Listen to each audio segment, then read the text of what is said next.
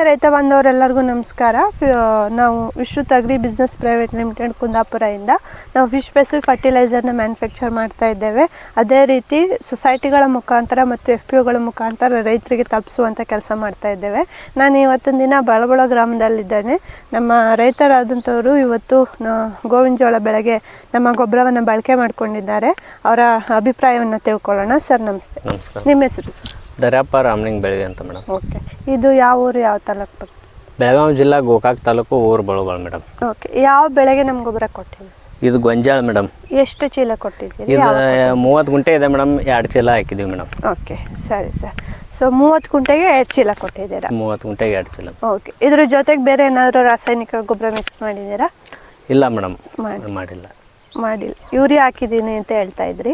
ಯೂರಿಯಾನ ನೀರು ಹಾಸೋಕ್ಕಿಂತ ಮುಂಚೆ ಒಂದ್ಸರಿ ಹೋಗಿದ್ದೆ. ಒಂದ್ಸಲಿ ಹೋಗಿದ್ದೀರಿ. ಓಕೆ, ಸೊ ಹಾಕಿದಾದ ನಂತರ ವ್ಯತ್ಯಾಸ ಏನು ಗಮನಿಸಿದ್ರಿ ಸರ್? ಇದು ಮೇಡಮ್ ದಂಟೆಲ್ಲ ದಪ್ಪ ಇದೆ ಮೇಡಮ್. ಎಲ್ಲಿ ಎಲ್ಲ ತುಂಬ ಅಗಲಾಗಿದೆ. ಚೆನ್ನಾಗಿದೆ ಮೇಡಮ್, ಇದು ನೋಡಬೇಕು. ಓಕೆ, ಸೊ ಬೇರೆ ರೈತರಿಗೆ ಏನು ಹೇಳಕ್ಕೆ ಇಷ್ಟಪಡ್ತೀರಿ? ಇಲ್ಲ, ಗೊಬ್ಬರ ಎಲ್ಲರೂ ಒಂದ್ಸರಿ ತಗೊಂಡು ಹಾಕಿ ನೋಡಿದ ಮೇಲೆ ಗೊತ್ತಾಗೋದು ಮೇಡಮ್. ತನಕ ಯಾರಿಗೂ ಗೊತ್ತಾಗಲ್ಲ.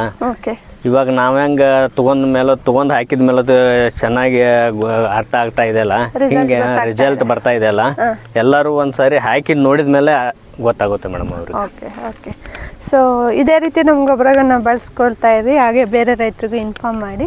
ಮತ್ತು ನಿಮ್ಮದು ಬೇರೆ ಏನು ಬೆಳೆ ಬೆಳಿತೀರಾ ಅದಕ್ಕೂ ಉಪಯೋಗ ಮಾಡ್ಬೋದು. ಇಲ್ಲ ಮೇಡಮ್, ಇದನ್ನೇ ಯೂಸ್ ಮಾಡ್ತಾ ಇದ್ದೀನಿ ಮೇಡಮ್. ಓಕೆ ಓಕೆ, ಧನ್ಯವಾದಗಳು ಸರ್.